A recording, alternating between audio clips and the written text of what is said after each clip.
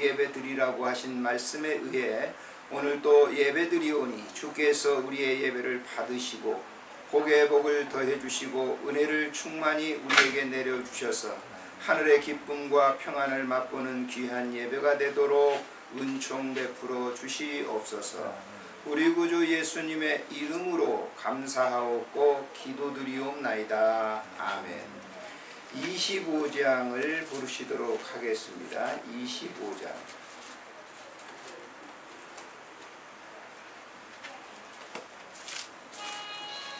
면류관 벗어서 주 앞에 드리세.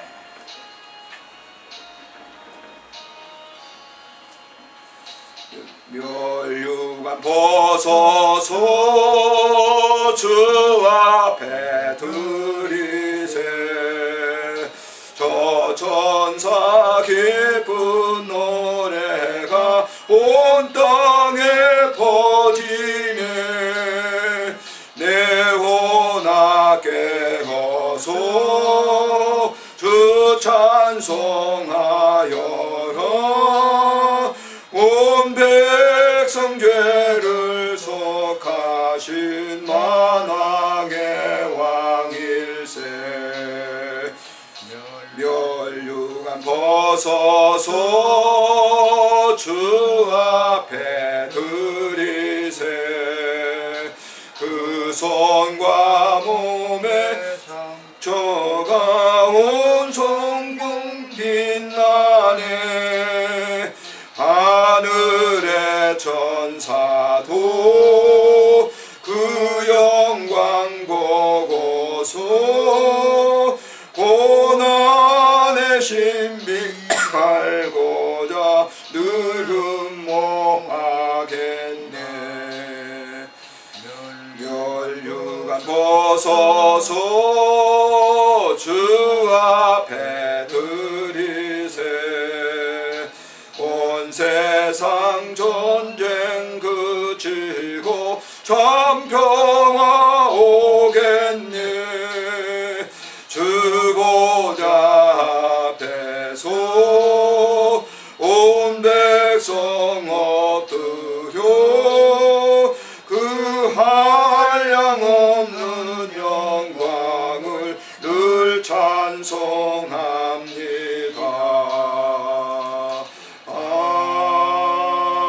아멘. 우리 지난 한 주간 동안 지내면서 원치 않는 죄들을 범했을 겁니다. 행동으로, 마음으로. 우리가 행동적으로 한 거는 금방 생각나잖아요. 그러나 마음으로 다른 사람을 미워하고 갈등을 느끼고 이런 것들은 아마 잊어버렸을 거예요. 주님 그런 모든 죄를 용서해 주십시오. 우리 참회 기도를 한 2, 3분 동안 드리도록 하겠습니다.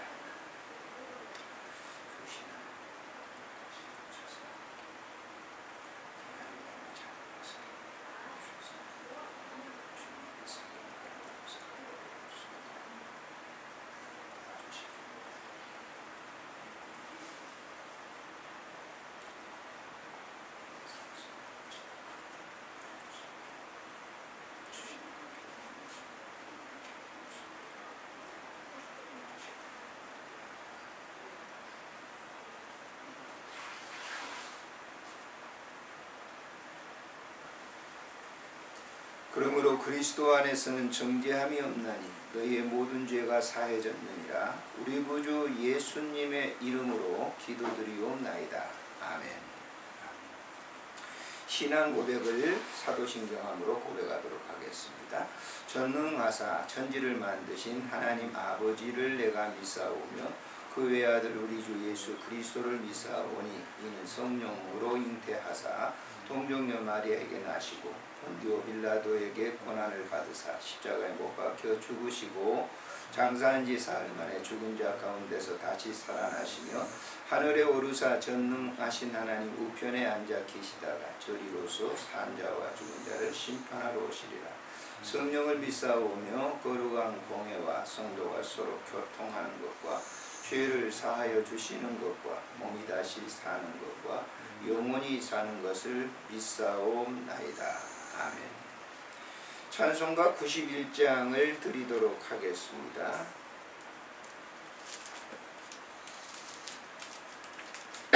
91장 찬송 드리겠습니다. 슬픈 마음 있는 사람들.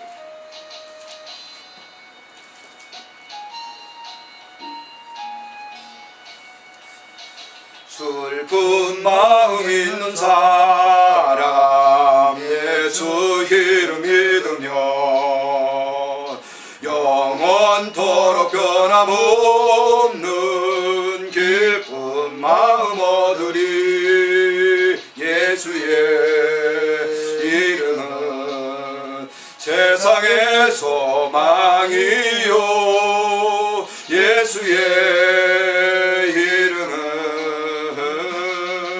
천국의 기쁨일세. 거룩하신 주의 이름 너의 방패 삼으라. 환난 시험 당할 때에 주께 기도드려라. 예수의 이름은 세상의 소망이요 예수의 이름은 천국의 기쁨일세. 존귀하신 주의 이름 우리 기쁨되도다. 아멘. 주의 품에 안길 때에 기뻐 찬송 부르리. 예수의 이름은 세상의 소망이요 예수의 이름은 천국의 기쁨일세. 우리 갈 길 다간 후에 보좌 앞에 나가 왕의 왕께 경배하며 멸류관을 드리리. 예수의 이름은 세상의 소망이요 예수의 이름은 천국의 기쁨일세. 아멘. 기도드리겠습니다. 존귀하신 우리 하나님 아버지, 은혜를 감사합니다. 오늘도 거룩한 성일 복주시려고 우리 택한 백성들을 부르시고 정한 처소에서 예배드릴 수 있도록 은혜를 주시니 감사를 드립니다. 사랑하는 우리 메트로 병동, 호스피스 병동에 있는 내 사랑하는 환우분들을 기억하시고 저들의 심령 속에 사모하고 원하는 모든 기도가 있습니다. 주께서 임재하셔서 그들의 기도를 들응답하시고 하늘의 신령한 기쁨과 하늘의 평안을 누릴 수 있도록 축복해 주시기를 간절히 빌고 원합니다. 이를 위해서 가족들, 자녀들이 보호합니다. 하나님 아버지께서 그들의 마음을 굽어 살피시사 하늘의 신령한 복으로 가득 채워주시고 주 안에서 부모를 공경하라. 그리하면 너희가 땅에서 잘되고 장수하리라고 하는 언약의 말씀이 임하도록 축복해 주시기를 간절히 간구하옵고 빌고 원합니다. 이곳에서 수고하시는 귀한 감명하시는 분들, 그리고 봉사하시는 모든 분들, 이 병원 스태프진들 위해 하나님 함께 하시고 저들 속에도, 저들의 심령 속에 아버지 하나님께서 함께 하셔서 모든 일을 봉사하고 섬길 수 있도록 은혜를 베풀어 주시기를 간절히 빌고 원합니다. 봉사는 내가 하는 것이 아니라 주님께서 오셔서 일하십니다. 우리는 그의 도구입니다. 하나님 잘 섬길 수 있는 마음과 은혜를 허락해 주시기를 간절히 간구하옵고 빌고 원합니다. 이곳에서 비록 소수가 예배를 드린다 할지라도, 침상에서 예배를 드린다 할지라도 주께서 우리의 예배를 받으시고 축복해 주실 줄을 믿습니다. 우리 구주 예수 그리스도의 이름으로 감사하오며 기도드리옵나이다. 아멘. 살아계신 하나님의 말씀은 요한복음 3장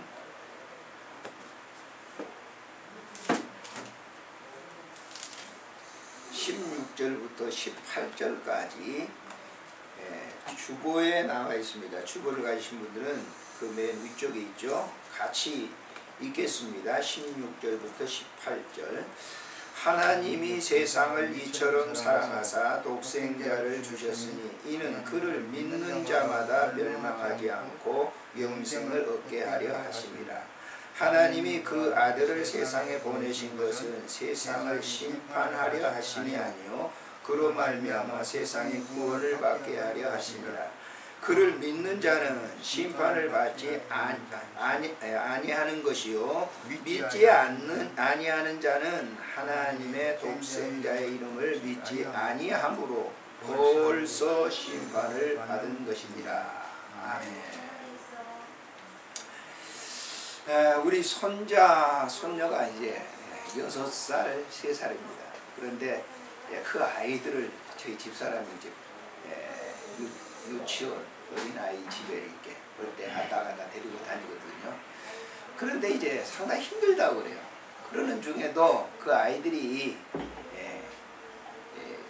찬송, 그러니까 어린이 찬송 있잖아요. 하나님이 세상을 이처럼 사랑하사, 이 요한복음 3장 16절을 부르는데 얼마나 예쁜지 몰라요.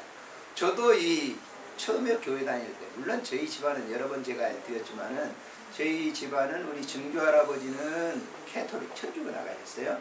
그리고 저희 증조 할머니는 기독교를 나가셨어요. 그래서 한 10년 넘는 그 읍까지 다니면서 새벽 기도를 다니셨다고 해요. 그래서 늘 만나면 그럽니다. 제가 목사 된 것은 너희 증조 할머니 기도덕이다. 그렇게 저는 또 그렇게 믿고 있어요. 그래서 저희 이제 할아버지, 아버지는 다 캐토릭이었어요. 근데 저는 이제 제 대에는 캐토릭에서 제가 개종을 했죠.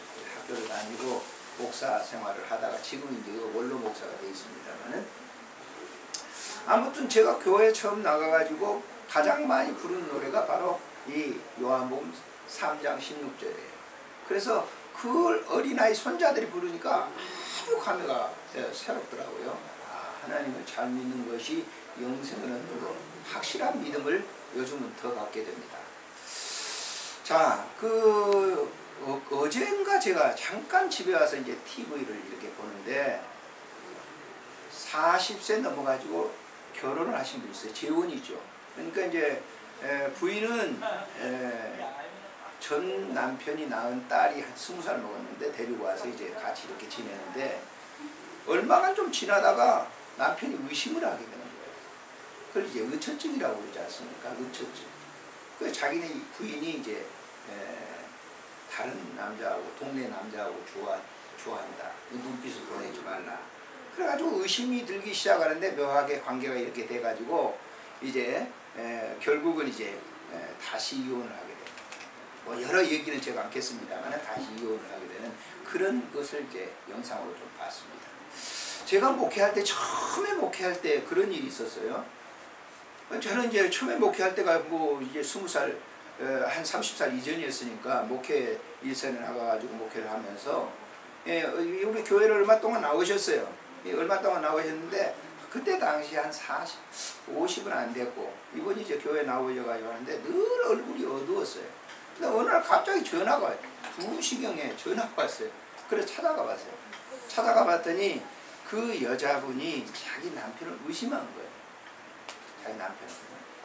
이쪽으로.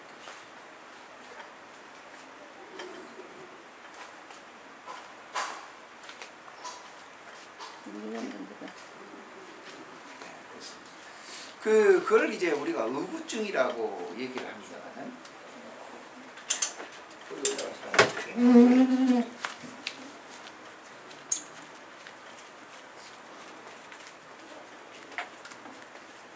딸이 잘하시네. 그걸 이제 그때 당시에는 뭐 의구증인지도 모르고 자기 이제 막 싸움이 나가지고 응접실 안에 있는 모든 가재두개가 다 깨지고 그랬어요. 그래서 이제 아내는 이제 안에 들어가서 막 울고 있고, 남편은 이제 바깥에 앉아 응접실에 앉아 저하고 얘기를 하는 거예요. 저하고 얘기하면서 도저히 못 살겠습니다, 목사님. 우리 이 마누라가 너무너무 의심한다는 거예요. 회사 가고 정확하게 전화로 보고를 해야 되고 몇 시에 도착해요, 몇 시. 아주 이렇게 의심을 하니까 제가 아주 정신이 돌아갈 것 같습니다. 그 이전에는 안 그랬다고 그래요. 근데 이제 그렇게 의구증, 자기 남편을 의심하게 되니까 회사 나가는 시간, 그리고 회사 도착하는 시간, 회사에서 일하는 시간 전부 전화를 확인하는 거예요. 둘 다 못할 일이죠. 남편도 그렇고 아내도 그렇고. 그래서 그날 저녁에 이제 싸움 나가지고 가서 이제 말린 적이 있습니다만은 나중에 후일에 이제 오래전에 지나서 들었습니다만 결국 이혼을 했다고 해요. 못 사는 것이죠. 자, 부부지간에 결혼을 해가지고 신뢰잖아요. 서로 신뢰할 때, 아내가 남편을 신뢰할 때 그 가정이 얼마나 행복합니까? 근데 만에 하나라도 서로 의심을 하게 될 때 그때부터는 불행해지는 거예요. 행복이라고 하는 파랑새는 달아나는 거예요. 날아가 버린 거예요. 그리고 불행한 까마귀만 들어와서 자기 가정을 갖다 좀먹게 되는 그런 불행한 그런 일들이 일어나게 돼요. 사람이라고 하는 것은 의심, 부부관계뿐만 아니에요. 친구관계도 의심이 되면 온전한 친구가 못 되는 거예요. 신뢰가 무너지잖아요. 무너지게 되면 그때부터는 서로 친구관계도 원수관계가 될 수 있고 아주 갈등의 그 깊은 관계가 돼 있어요. 회사 내에서 그렇습니다. 모든 인간관계가 그래요. 너와 나가 신뢰를 할 때 거기에 행복한 거예요. 내가 너를 믿고 너가 나를 믿는다라고 하는 신뢰감이 있었을 때 행복이 있는 것입니다. 우리 병원에서도 마찬가지예요. 서로 신뢰성. 환자가 섬기는 분들, 간호하는 분들, 봉사하는 분들을 신뢰하고 그렇게 서로 신뢰할 때 그분과 관계 커뮤니케이션이 행복하게 되는 거예요. 근데 서로 신뢰를 하지 않을 때 어떻게 됩니까? 서로가 불행하는 거예요. 아픔이 있는 것이죠. 자, 성경에 보게 되면 우리와 예수님과 관계를 여러 가지 비유로 말씀을 해주고 있어요. 그런데 이 에베소 5장에 보면 뭘로 비유하냐면 우리와 예수님의 관계를 뭐예요? 부부 관계로 비유하고 있잖아요. 부부로 묘사를 하고 있어요. 그리고 우리를 또 친구로 묘사하고 있어요. 마태복음 25장에 보면은 기름 부은 5 처녀들이 있죠. 거기 뭐예요? 신부가 누구예요? 성도들이죠. 기름 준비한 신부들이 신랑을 영접했다라고 하는, 그런 맞이했다라고 하는 그런 기사가 있잖아요. 신랑은 누구겠어요? 예수 그리스도고 신부는 누구겠습니까? 바로 우리들이죠. 기름을 준비한다고 하는 것은 신앙생활의 여러 행위입니다만은 기도라고 하는 것을 많은 분들이 얘기하고 있는 것을 볼 수가 있어요. 그래서 우리는 주님과 뭡니까? 부부관계. 부부. 주님은 우리의 신랑이에요. 예수님은 나의 신랑이시고 우리는 예수님의 뭐가 돼요? 신부가 되는 거예요. 자, 결혼을 했는데 이 신랑과 신부가 결혼을 했어요. 그런데 그 결혼해서 살면서 자, 예수님은 한 번도 변하지 않는 분이에요. 한 번 너 믿어. 그러면 신뢰하는 거예요. 별짓을 다 해도 예수님은 나를 신뢰하시는 거예요. 그러나 우리는 어떠죠? 신부인 우리는 어때요? 신앙생활 뭔가 좀 가정이 잘 되고 평안하고 뭐가 잘 승진되고 할 때는 좋아가지고 주님이 다 해주셨어. 아멘 감사. 그런데 가정에 환난이 오고 재난이 오고 병이 들고 그러면 어때요? 왜 나에게? 왜 내게 이런 질병을 줬냐? 토라집니다. 그리고 누구를 의심해요? 예수 그리스도를 의심해요. 그러니까 신앙의 관계가 뭐예요? 깨져버리는 거예요. 그 순간부터 누가 불행해요? 하나님은 불행하지 않습니다. 예수님은 불행하시지 않아요. 누가 불행해요? 의심하고 있는 자기 자신이 불행해요. 그래서 신앙생활하면서 무거운 짐을 지고 신앙생활하는 사람들이 있어요. 교회 오늘날도 가보세요. 그러면 직분자들이 많이 있습니다. 그분들이 정말 얼굴을 펴면서 봉사생활하고 기쁨의 생활을 하는 사람들도 있죠. 그러나 교회 다니는 것이 나는 신앙생활하면서 내가 교회 장로인데, 내가 교회 목사인데, 내가 교회 집사인데, 내가 교회 권사인데 이러면서 뭐예요? 신앙생활이 굉장히 힘들어요. 왜 힘들까요? 신랑 대신 예수 그리스도를 불신하기 때문에 그래요. 그래서 우리가 이 요한복음 3장 16절을 제가 어젯밤에 말씀을 묵상하면서 저 자신을 살펴봤어요. 야, 너는 나와 관계가 어떻게 되냐? 너 나 잘 신뢰하고 있냐? 주님 묻는 것 같아요. 그래서 내가 그랬어요. 나 그렇게 신뢰하지 못하는 것 같아요. 예수님 미안해요. 그랬어요. 그러면서 이 말씀을 묵상한 겁니다. 설교 준비를 한 겁니다. 이 설교 준비를 하면서 아주 신비로운 사실을 깨닫게 되는 겁니다. 자, 16절에 보시면은 하나님이 이처럼 세상을 사랑하사 그랬어요. 세상이 어딥니까? 무슨 뭐 자동차 굴러다니고 이 산이 있고 그런 것입니까? 물론 세상이죠. 그러나 이 세상이라고 하는 말은 뭐예요? 사람들을 의미하고 있어요. 하나님은 사람들을 이처럼 사랑하사. 이처럼이라고 하는 어떻게 사랑했어요? 독생자, 자신의 독생자, 자신의 하나밖에 없는 유일한 독생자를 주신 거예요. 뭘로? 너희들의 신랑으로 주셨다. 우리가 이제 삼위일체 설명하면 복잡합니다만은 하나님도 되시고 예수님도 되시고 성령님도 되시고 하는 것이 한 하나님이에요. 그래서 난 그걸 그렇게 설명을 합니다만, 자, 내가 누굽니까? 집사님이시나요? 집사입니다. 예, 장모입니다. 장모입니다. 예, 예, 장모님이시군요. 예, 정말 수고 많이 하십니다. 자, 장로님을 내가 한 비로 듣게요. 자, 성도들은 장로님에게 어떻게 부르죠? 이름은?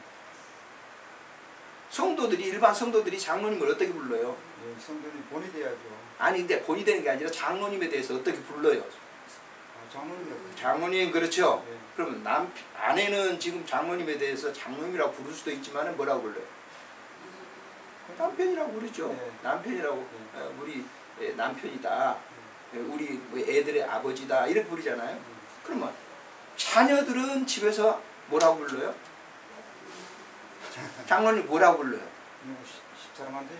아, 집사람이 아니라 자녀들이. 장로님의 자녀들이 아버지라고 부르죠. 네. 자, 장로님은 한 사람이에요. 그런데 분류가 다르죠. 네. 성도들은 장로님, 아내는 내 남편, 자식들은 뭐예요? 아버지라고 부르잖아요. 그럼 세 개가 각기 다르냐? 아니에요. 하나인데 명칭만 다를 뿐이에요. 삼일체가 바로 그런 겁니다. 잠깐 설명하는 건데, 자, 하나님 되시면서 예수님 되시면서 성령님 되시는 거예요. 한 분이에요. 그래서 그분이 뭐예요? 우리를 위해서 세상을 사랑하사 자기 백성을 사랑하사 뭐예요? 독생자를 보냈다. 뭐 하기 위해서? 결혼시키기 위해서. 이 하나님이 얼마나 우리를 사랑해서 당신께서 육신을 입고 우리에게 오신 것이 예수 그리스도예요. 여기 성경이 그랬잖아요. 이처럼 사랑하사 독생자를 주셨으니 이는 그를 믿는 자마다 뭐하지? 지옥 떨어지지 않게 하기 위해서, 영생을 얻기 위해서, 다시 말해서 천국을 인도하기 위해서 하나님은 그 비상한 방책을 쓰신 거예요. 어떻게 설명하면 당신 자신이 죽기 위해서, 당신 자신이 우리를 사랑해서 신뢰하기 위해서 당신 자신이 이 세상에 신랑으로 오셔가지고 그분이 죽어야만 나를 살리기 때문에 십자가에 죽으신 거예요. 그걸 지금 여기 얘기하고 있어요. 17절에 한번 보실까요? 하나님이 그 아들을 세상에 보내신 것은 그랬어요. 세상을 심판하려 하심이 아니요 그로 말미암아 세상이 구원을 받게 하기 위해서. 이 말을 다른 말로 설명한다면 세상을 완전히 없애버리기 위해서 그런 것이 아니라 세상의 사람들에게 다시금 에덴 동산을 만들어 주시기 위해서, 잃어버린 신라곤을 복락곤으로 바꾸시기 위해서 예수님을 보내셨다라고 합니다. 그래서 예수님은 나와 부부예요. 예수님은 나에게 신부야. 그래서 아가서를 읽어보세요. 얼마나 신비한지 몰라요. 나의 사랑하는 신부. 너의 소리는 방구에 그 비둘기가 우는 그런 소리와 같다. 그럼 우리를 얼마나 사랑하고 계시는지 몰라요. 그럼 일방적으로 사랑을 계속 주는 거예요. 근데 우리는 신앙생활하면서 교회 생활하면서 어떠죠? 정말 주님만큼 내가 주님을 사랑하고 있어요? 아니에요. 아니라고요. 제가 장로님 볼 때 너무 장로님 인상이 좋으셔서 신앙생활 참 장로 교회에서 모범이 되신 거예요. 정말. 그런데 신앙생활 하다 보면 기분이 막 상하고 속상하고 그럴 때는 어때요? 교회 막 어려움이 있고 그럴 때는 네? 목사인 저도 교회에 어려움이 있을 때 왜 내가 이런 짐을 져야 됩니까? 라고 기도할 때가 있었어요. 처음에 제가 교회를 개척해가지고 판자로 전부 이렇게 베니야판으로 이 한 칸을 막아가지고 거기 방 하나 만들고 거기서 개척을 했던 적이 있어요. 그때 어떤 줄 압니까? 개척을 해가지고 한 두 달 정도는 성도들이 말이에요. 전에 있던 성도들이 돕고 그래가지고 쌀도 있었고 다 했어요. 얼마가 지나가니까 말 쌀도 떨어졌어요.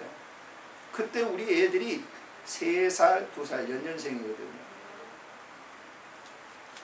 쌀이 떨어졌어요. 그 집사람은 가가지고 제일 싼 밀가루를 얘가 반죽을 해가지고 수제비를 주는 거예요. 나는 이제 밤새도록 강대상에 이제 저녁에는 강대상 집에 와서 식탁을 대하면 알 거 아닙니까? 수제비 주니까. 지금도 얘기하면 애들이 그때 라면이나 사주시지 그러는데 라면이 어디 있어요? 수제비에서 결국 끼니를 이어가는데 제가 한 5일 정도 지나가지고 그 수제비만 계속 먹다가 애들 수제비 먹는 것을 보고 내가 기가 막히더라고요. 그 저녁에 땡깡이더라고요. 하나님 도대체 뭡니까? 내가 당신을 위해서 내가 몸바쳐서 목회자 되겠다고 공부하고 이제 막 교회를 개척했는데 우리 애들이 지금 굶어가고 저러다가 죽겠습니다. 나는 괜찮은데 우리 자식들이 무슨 죄가 있습니까? 하나님 앞에 막 불평을 땡깡을 내요. 기가 막힌 일이죠. 근데 그 다음날 새벽 기도 딱 갔다가 마치고 났더니 그 예배당 앞에 쌀이 한 자루 담기. 할렐루야. 아멘. 그 쌀이 누구냐면 새벽기도 개척교회를 처음 해가지고 멀리 화곡동, 제가 신림동에 개척교회를 했어요. 멀리 화곡동에 나가시는 그 집사님이 자기 집에서 쌀이 올라왔다고 11조를 떼가지고 저희 교회 그대로 제가 굶지 않았어요. 그때 불평을 했어요. 하나님. 그래서 신부인 저는 항상 하나님을 향해서 신랑이신 예수님을 향해서 의심날 때도 있고 불평할 때도 있어요. 그러나 주님은 여전히 지금까지 나를 한 번도 너에 대해서 불평해 본 적이 없어요. 주님은 나에 대해서 내가 그렇게 그릇되고 잘못된 생각을 해도 주님은 나를 여상히 사랑해 주시고 감싸 주시는 것을 기도하면서 많이 느꼈어요. 자, 말씀을 맺겠습니다. 우리가 신앙생활 하면서 주님은 나의 신랑이시고 나는 그의 신부입니다. 우리는 토라져서는 안 돼요. 하나님은 변치 않아요. 어제나 오늘이나 영원히 동일하신 분이에요. 변하지 않아요. 한 번 부르시면, 한 번 부부의 인연의 관계를 맺으시면 한 번도 우리가 곁길 나가고 엉뚱한 길을 나가도 하나님은 그를 다 용서해 주십니다. 너무 우리가 꼴나가지고 오래까지 하나님을 의심하지 마세요. 그런 의구증에 걸려놓으면 그런 성도는 신앙생활을 제대로 할 수가 없습니다. 하나님이 나를 신뢰하시고 하는 것처럼 우리도 하나님을 신뢰하고 그런 관계를 맺어가면 신앙생활 자체가 얼마나 행복한지 아십니까?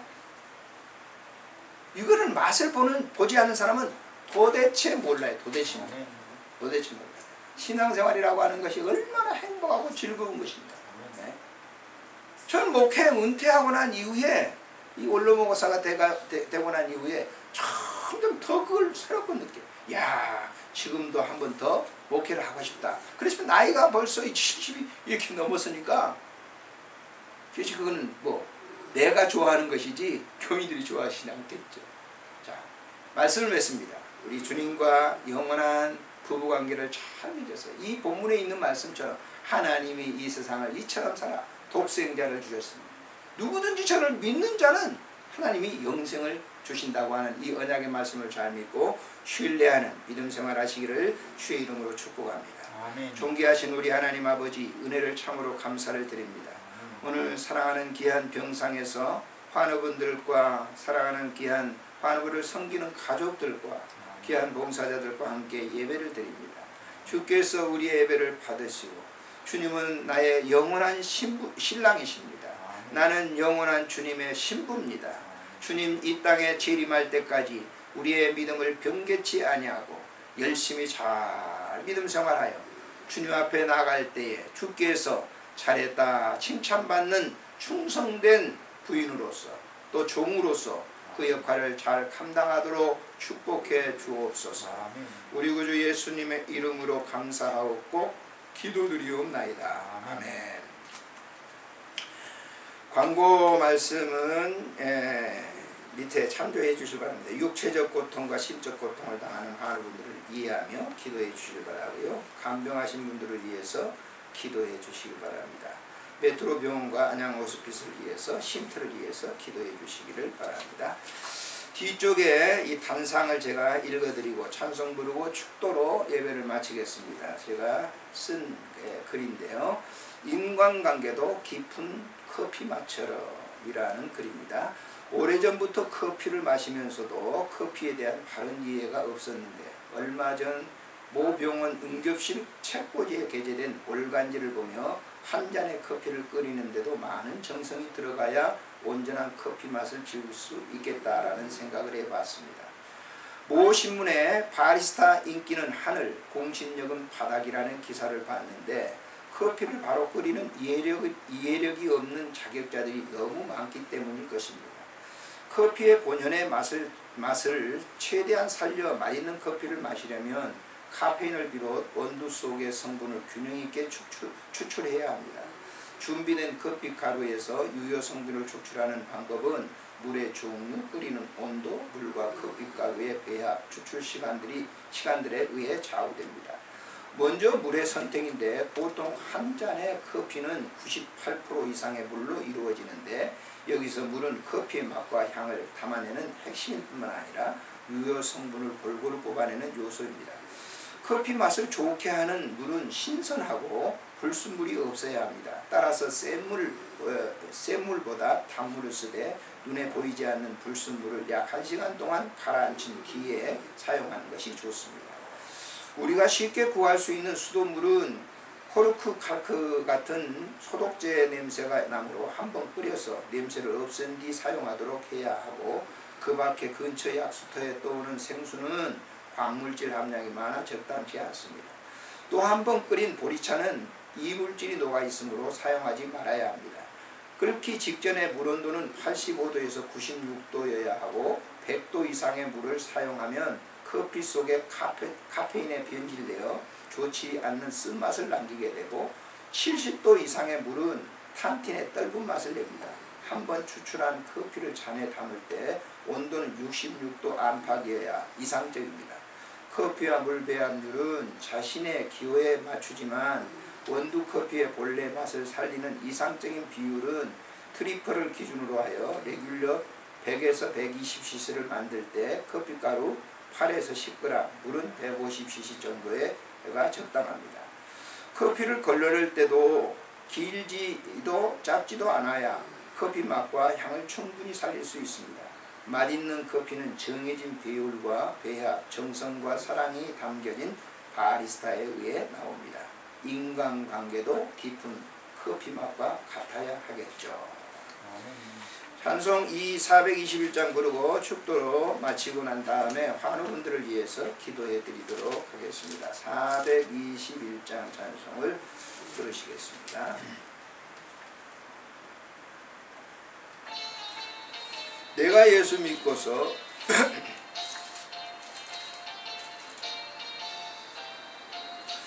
내가 예수 믿고서 제사함 받아 나의 모든 것 다 변했네.